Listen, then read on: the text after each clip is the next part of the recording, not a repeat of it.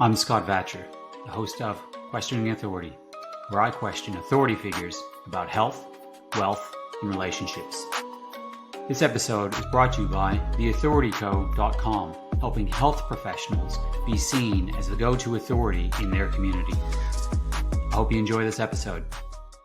Welcome to the Questioning Authority podcast. I'm your host, Dr. Scott, and I'm here to question authority figures in health, business, and relationships to help you, the listener, achieve greater authority and success and fulfillment in both business and in life. And today I've got a very special guest with me today, Christine Zapata. Welcome to the show. Thank you for having me. Yeah, I'm very excited about this interview. I know that at the recording of this interview, we are just in the throes of your new book release, and I'm super excited about that. It is called Book Yourself Solid for Chiropractors. It is a book for chiropractors who want to market and sell themselves even when they hate marketing and selling, basically. You've been a chiropractor for 20 years, 2023 Business Leader Year award in the Internationalist. So, you've been around the block, you've done it all. Let's get into the nitty gritty of your book because this is a sort of a new depiction of a book that's been around for a long time with a lot of solid principles. So for the listener who's, sort of tuned in and is like, am I going to give my next 30 or 40 minutes of my time to these two people talking here? What do you want to bring to the table in this interview that is going to help people to stick around? Yeah, I really think that listeners might realize a paradigm shift relative to sales and marketing. I think that they can get valuable insight on how to position themselves as a preeminent provider in their community and how to get more clients than they can handle, even if they hate sales and marketing. Because if there's one thing that I have learned since I began coaching and consulting service providers, it's that they absolutely love their service, but they hate marketing and selling. And those are two things that are vitally important to the success of a business. So I think that it can really help listeners get that. Fantastic. So let's get into that nitty gritty, right?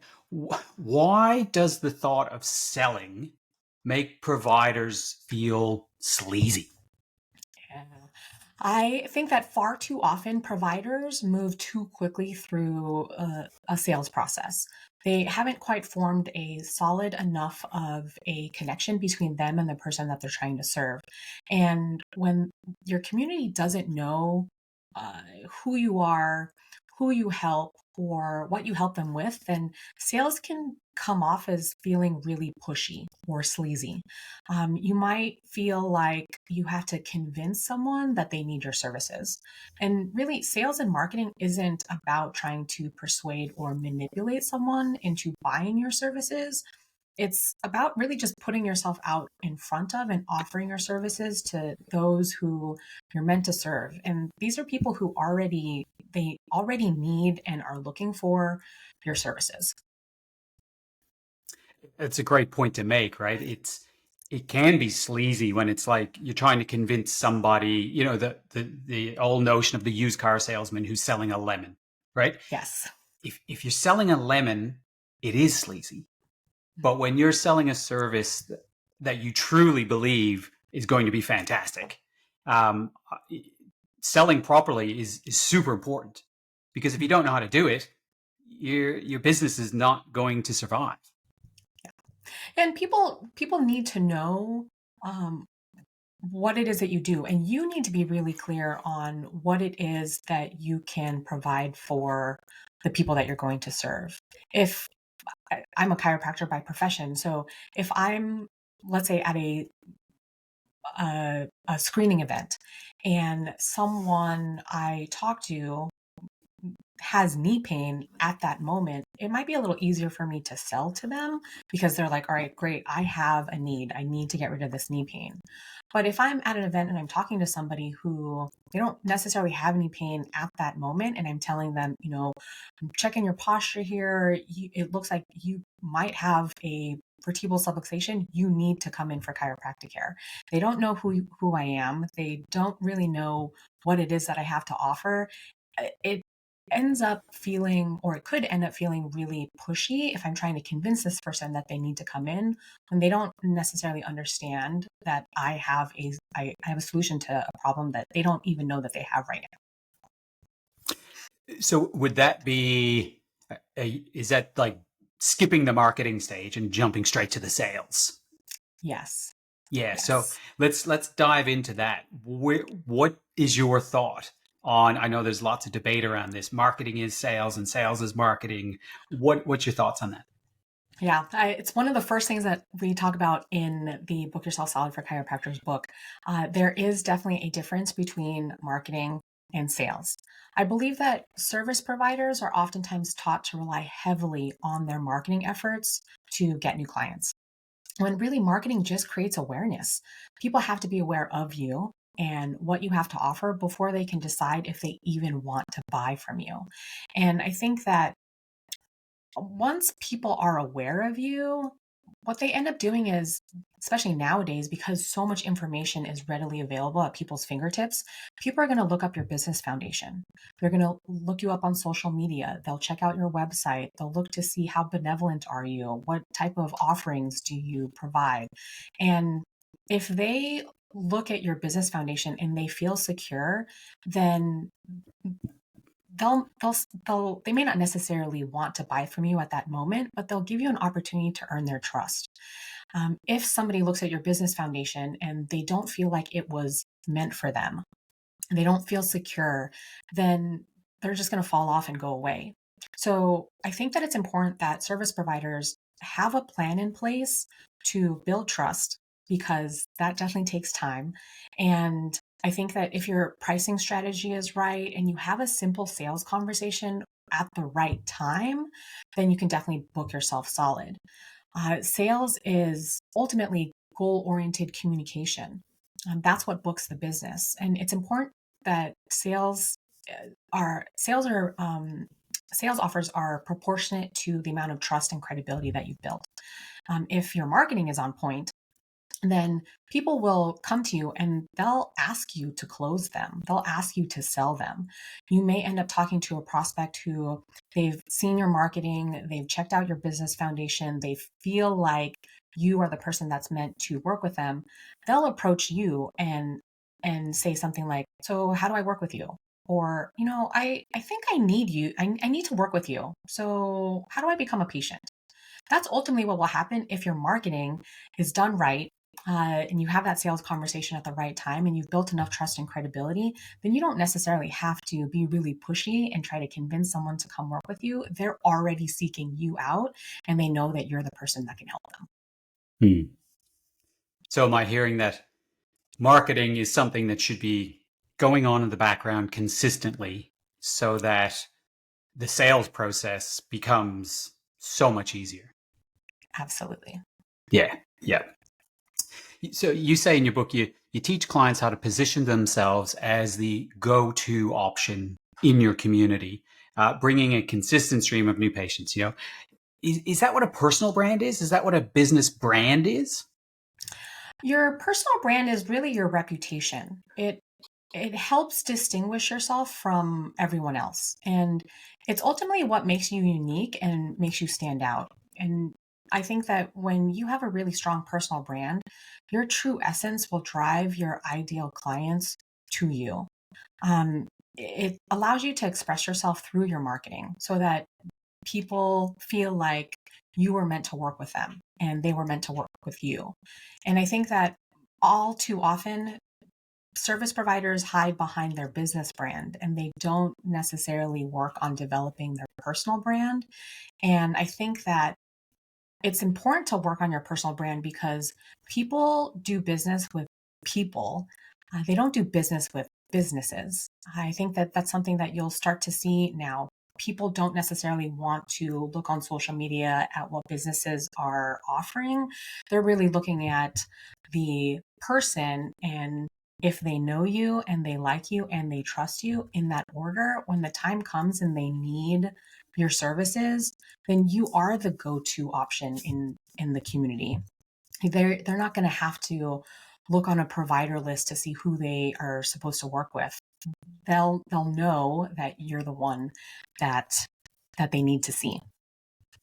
So what then is the difference between a personal brand and a business brand? How can you, like, is it something, if a physiotherapist is listening and they don't have much of anything going on right now, and they're like, okay, what should I build first? Where should I go? Should I do them both together? Is it more important to do one or the other?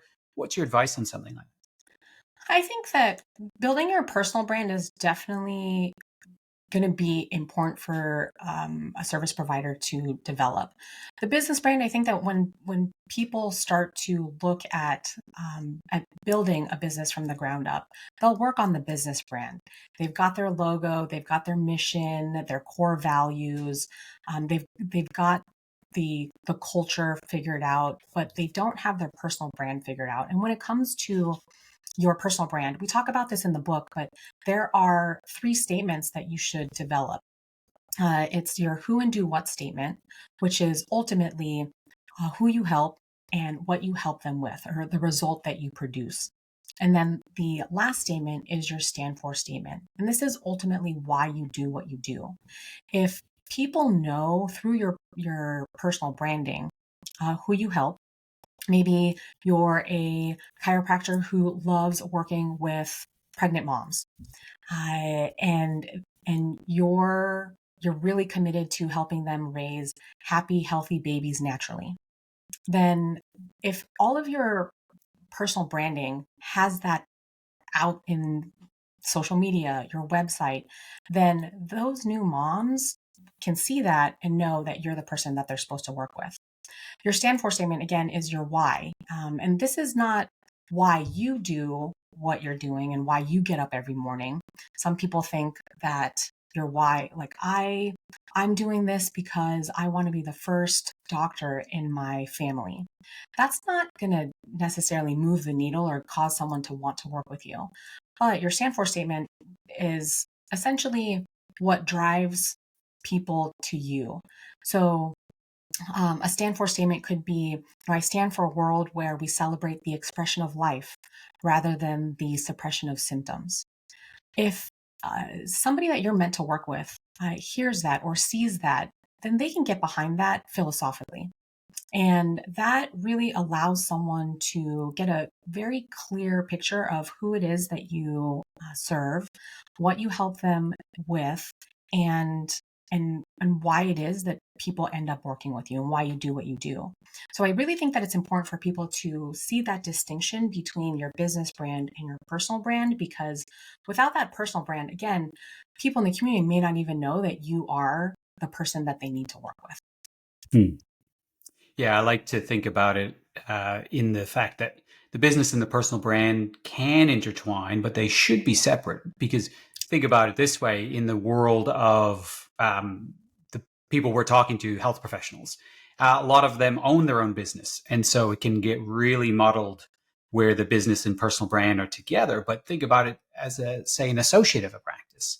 You can really design your personal brand and you can take that with you if you move on to a different practice or that type of thing. So really make sure that you're having a look at that personal branding and how important that is. So those statements are a fantastic way, I think, to get a bit of a baseline to start what your personal brand is and who do you want to work with. Fantastic. What does it mean to be preeminent in your community? I think to be preeminent, you ultimately are the authority in the community. You're the go-to provider. Prospects will come to you asking to be closed because they know that you are the person that they need to work with. And that's oftentimes because the community has seen who you are, what you have to offer, and they see you as the leader, as the authority to help the people that you're meant to serve. And I think that leads really well into this next sort of line of questions I want to question you about is Mm-hmm. when you're trying to be preeminent in a community, it sounds like you're trying to be everything for everyone. And we all know that from a marketing point of view, the old saying, the riches are in the niches and things like that, right? So it kind of flies in the face of that. So how do you kind of meld those two together? Like how important is it to define an ideal client? And I know that's a word that's thrown around a lot. So first of all, what is an ideal client? Then how do you define it? And then how do you use that preeminence to talk to them directly? Now, when it comes to your ideal client is essentially an avatar that you've created. It's essentially an avatar that has all of the qualities and traits that you want in the person that you do your best work with. I think that service providers, you had mentioned it, service providers think that they're supposed to take care of everybody. As a chiropractor, I was taught take care of everyone with a spine, but we're really only meant to work with a finite number of people in our career. And so you might as well only work with the people that you do your absolute best work with, the people that you're meant to serve, the people that you love working with, you get inspired by, you get energized by working with them. And with the Book Yourself Solid concepts, everything revolves around your ideal client. Your marketing, your offers, your sales conversations, the experience that they may have in your brick and mortar business.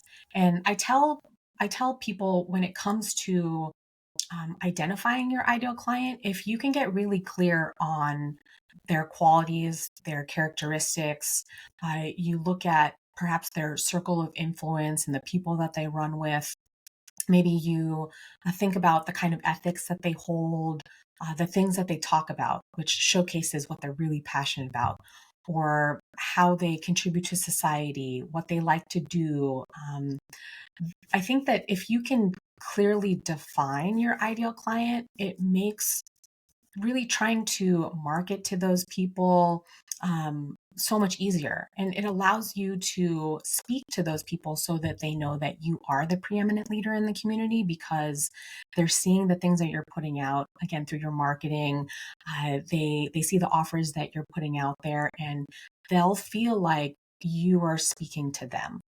You'll end up speaking to their subconscious.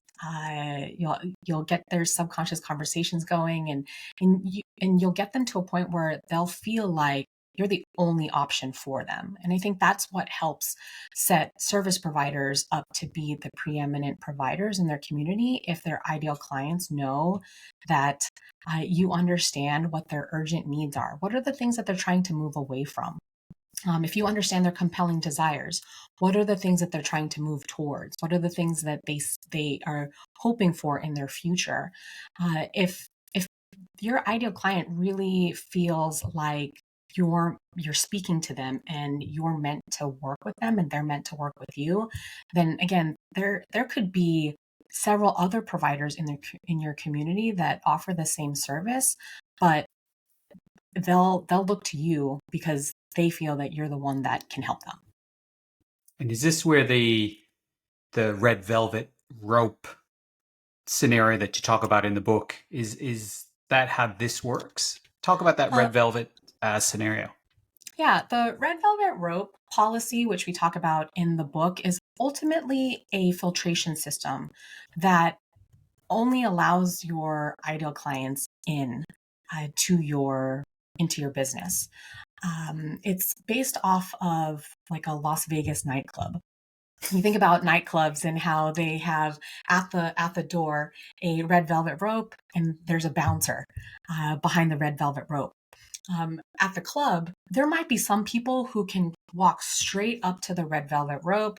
They'll open it up and let the people in. While there are other people who have to stand outside in line waiting to be let in. The line makes people think that it's more attractive to get in. And so ultimately, the red velvet rope policy just creates demand on the outside. If you say yes to everyone, you may end up working with clients that you don't really enjoy working with. And I imagine listeners who are working with clients can think of probably a handful of dud clients that they work with. These are people who drain you of your energy. Maybe they're just difficult to work with. You look at your schedule and you see them on your schedule and you're like, oh my God, so-and-so is coming in. All right, I got to mentally prepare to see this person. Mm-hmm. I know for myself, um, when I used to see duds in my clinic, I would spend so much more time, a disproportionate amount of time with my dud clients. And ultimately, that kept me away from spending time with my ideal clients. And so, the red velvet rope policy is really about trying to make sure that you're letting your ideal clients in. It's not, this is something that I tell people as we're talking about this concept. The red velvet rope policy is not necessarily you can not come in. It's really you have to wait. If they're your ideal clients, you let them in. Maybe you have like a 2 week wait for new clients. If they're your ideal client, maybe one of the qualities that you want from your ideal client is they were referred to you by one of your established clients. That may get them right up to the front, and the red velvet rope opens and they're in. They don't have to wait 2 weeks to get on your schedule. Maybe you get them in within 24 hours versus somebody who comes off of your website, or they inquire because they've found you off of a list. Maybe those people, they may have to wait 10 days before they can get on your schedule. So that's kind of a way, again, to filter out your ideal clients versus people who are not.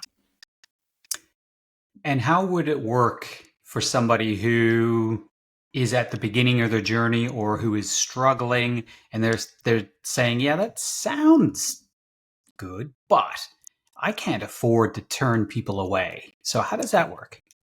Yeah, in the beginning, your red velvet rope may not actually be very high. The red velvet rope might actually be on the ground, where you're letting people in because you're really trying to figure out what are the qualities that you want in your ideal clients. So in the beginning, you might end up having to take a lot of people, but then you start to filter out, or you start to figure out who it is that you really want to work with. And as your business starts to grow and you get busier, then you can start to raise that red velvet rope. So it might be a little harder for people who are not your ideal clients to, it might be a little harder for them to come in. But yes, in the beginning, red velvet ropes on the ground, there isn't much of a barrier between you and people in your community. But as you get busier and as the business grows, the higher the rope and um, the the more someone might have to go through if they're not ideal. Yeah, that makes a lot of sense. You know, if you're at the beginning of your journey, lower the standards a little bit. And as you get busier, as you get more successful, as you learn more about who you want to work with, then start raising that rope. That's fantastic. You also talk about becoming a likable expert, because we all know that the idea of an expert or an authority figure can sometimes have a little bit of a negative connotation in people's minds. How do you become a likable expert as opposed to just an expert? Yeah, people, like I mentioned earlier, people do business with people that they know, like, and trust. And it's not enough to just be an expert.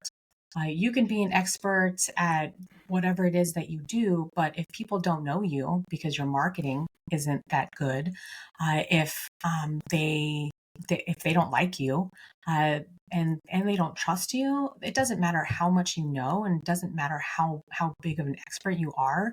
It's really important for you to, again, going back to personal brand, build your personal brand so that people begin to know you, like you, and trust you. And it has to happen in that order. I think that a lot of times people think, well, in order for me to be likable, I have to know as much information about whatever it is that I do. When really, people need to learn more about who you are. And I think that part of building your personal brand isn't just sharing the professional side of yourself, but it's also sharing your hobbies, the things that you love to do, things that make you authentically you. I think that um, if people can get a better sense of that, then it's so much easier for them to look to you as a likable expert. So you saying, for example, I'm a huge mountain biking fan. Like it's my passion. I do it as much as I possibly can. that I should incorporate that into my personal brand rather than just being like the chiropractor, the posture expert, sit straight and do this, but show people that side of me that seems maybe counterintuitive and a little bit weird. It's like, why would people who want to see me as a professional want to see me mountain biking and being an idiot crashing and, all Yeah. those crazy things. So Yep. is that what you say? Yep. Yep. Absolutely. Because sometimes people, they may see that you are super knowledgeable in your field, but if they see that you're into mountain biking and they're into mountain biking, they might think, okay, great. I really want to, when the time comes and I need to see a doc, I'm going to call Dr. Scott because he's into mountain biking. I've seen him crash on his bike. I've crashed many times on my bike. I think that's part of the reason why my posture is so messed up. So I should probably go see Dr. Scott. And I think that I myself was very guilty of this in the beginning. I didn't want to share anything about my personal life. I'm a very private person, but going through the Book Yourself Solid concepts, I realized that part of my personal brand, I mean, it says it in the name, it's personal. People want to know you, they want to like you. And if you're into cooking, I love cooking, I love traveling, I love adventures. I don't have kids. I had a dog. She lived a very long life. But when my dog was around, um, the more photos that I shared on social media of my dog, the more I showed people a glimpse of what I do on the weekends outside of my office, the adventures that I go on, the travel that I do, the more engagement I got from people in the community because I think that it allowed them to see that I was just like them. And again, people want to do business with people that they like. And if you can be seen as somebody who is relatable and likable, again, when the time comes and they need your services, they're going to reach out to you. I remember when I first started doing this, again, going back to my dog, I had a lot of people who would comment and say, "Can we see more Indiana, please? Can you post more photos of you and Indiana on adventures?" And I thought that that was funny. And my husband, I remember him telling me, he's like, people want to know that you're a real person, Hmm. and that you're just like them. A lot of my patients, they have dogs, they don't have kids, and so they want to see a provider who's just like them. And it makes it easier to post on social media, doesn't it? Because when Yeah, you posting about the things you love, it's not like, oh my God, what am I going to say? How am I going to come up with this thing? I got to look and feel professional. I've got to come up with yeah, a script. I've got to do this. I've got to do that. Just post a photo of my dog. yeah, yep, yep, yep. Yeah, it's a great And way to go ahead. I was gonna say, and sometimes the more organic it is and the less produced it is, the better, because then Hmm. people know it's not created by AI, or it wasn't totally elaborately put together. It was just something that was very organic. I think that that really helps, especially nowadays with AI. I think people are just skeptical sometimes of some of the things that they see, especially if it's business related. So if you're sharing more personal stuff, it again is authentically you, then I think that the people who you're meant to work with and the people who think that they're meant to work with you, it's going to resonate with them, and they'll want to work with you. Fantastic. Let's go a little bit more now into the strategy side. I know in the book there's a lot of strategies. One of them is you call it the keep in touch strategy. Mhm. How can health providers and small businesses use that to grow their business? Yeah, the keep in touch strategy is really all about nurturing your prospects. For example, when you end up meeting people, maybe they don't necessarily buy from you at that moment, or perhaps you share something on social media where you're offering a free ebook, and you collect information from people. You collect their name and their email address. You could create a nurturing email sequence that goes out to prospects on your list. Ultimately, all you're doing is providing value by sharing content that you think that they'll appreciate. And over time, it allows you to build trust and credibility, and you stay top of mind.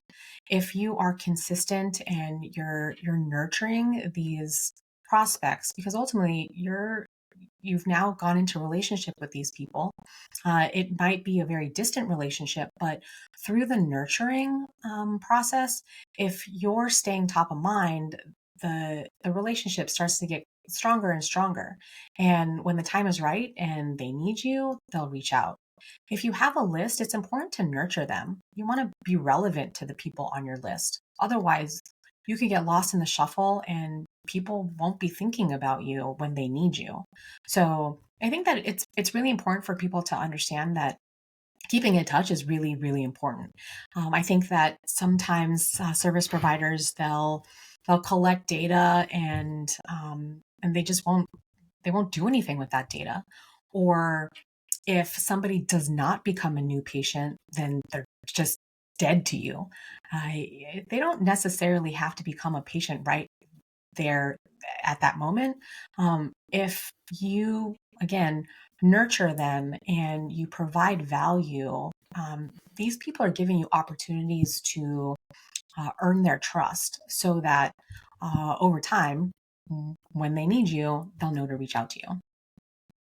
Yeah, it's a fantastic way to look at it. Gary Vee, a good mentor, talks about the idea of jab, jab, jab, right hook, right? And Mm-hmm. I think a really key important strategy that we sometimes get wrong as health professionals is we don't use the data and keep in touch. But then when we do, it's all about sales, straight to sales, as Yes. opposed to providing Yes. value. So Mm-hmm. really important to maintain that. And the jab, jab, jab, right hook that I talked about was value, value, value, offer, right? So Mm-hmm. using that Mm-hmm. strategy, I think, is super important.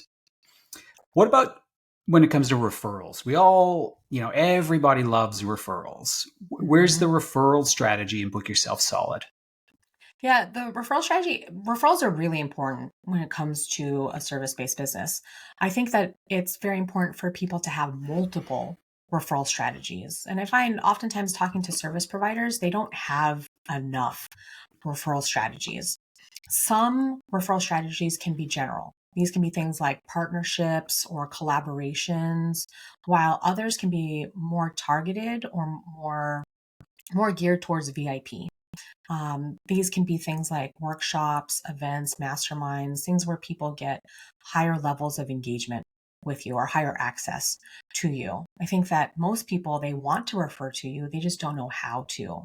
And so if you can have multiple referral strategies in place, then this will allow the people who are already doing business with you, who already know, like, and trust you, to refer other people, most likely just like them, to you so that you can continue to build a business that's built on your favorite types of people to work with. I think, yeah, super important to have multiple sort of ponds to be fishing in, put your line in that one, in that one, in that one. And then I think that simplicity part is super important as well. Like using what we have in today's world, like a QR code that brings them, through a system, and then nurturing and, the whole process. A lot of it can be automated and simply done these Yeah. days. And so, utilizing those things that the big businesses use, but within our small businesses can make such a huge difference moving Yeah. forward. Yeah. One of the things that I always like to tell people when it comes to the Book Yourself Solid concepts is the concepts are in the book. We talk about six core self promotion strategies, referral strategy being one of them. And uh, these concepts, these are things that don't require a whole lot of money. I think nowadays people are always looking for the next big shiny object, the thing that costs a lot of money to try to drive more people into the business. But the concepts that we talk about in the book, they're invaluable to people who want to try to build a business without having to spend a lot of money.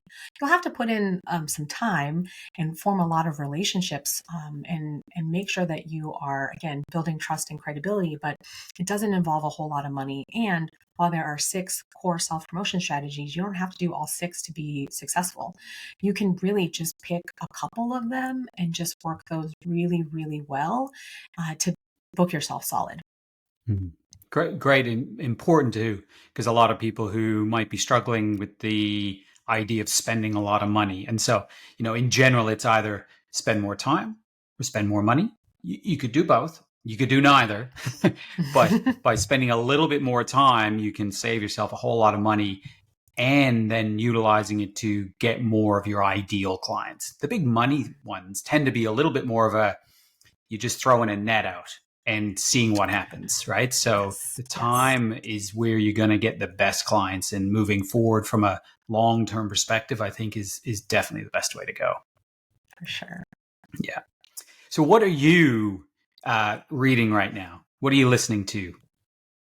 I'm currently reading a book called Leading with the Heart by Mike Krzyzewski. I'm a really big college basketball fan, and we're just a couple weeks away from the big March Madness tournament.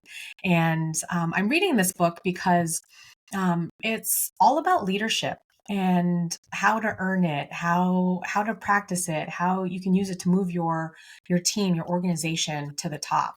And I love it because I'm like I said, I'm a huge college basketball fan. I'm a big fan of Duke University and their college basketball team, and Coach K was the coach there for such a long time. And I've now gotten to a point where in my business, like you had mentioned at the beginning of this interview, I've been in practice for almost 20 years, and I've now gotten to a point where I have a very young staff, and I'm dealing with people and personalities that I've never really dealt with before, and I like that Coach K over the years has had to work with a lot of young student athletes and has had to figure out how to get all of them on the team working together to move everybody towards that main goal. And so I love the book. I love Coach K, and because I love college basketball, and the fact that it really talks about how the business of basketball and team building can still be related to business concepts. I love the book for that. So yeah, that's the book that I'm currently reading. Nice. And the more I've been practicing 21 years, so, very similar boat. The more I'm in this, the more I realize that so many things cross over from personal to business and business to personal. And, they're not separate. They really are sort of intertwined into each other. So thank you so much for coming on the show. The book is called Book Yourself Solid for Chiropractors, being released in a couple of days as of this recording. Maybe a little bit already released, so ready to go. Where can you get it? Amazon, Barnes and Noble, really any platform that you love to get books on. Fantastic. And there's a workbook that goes along with it?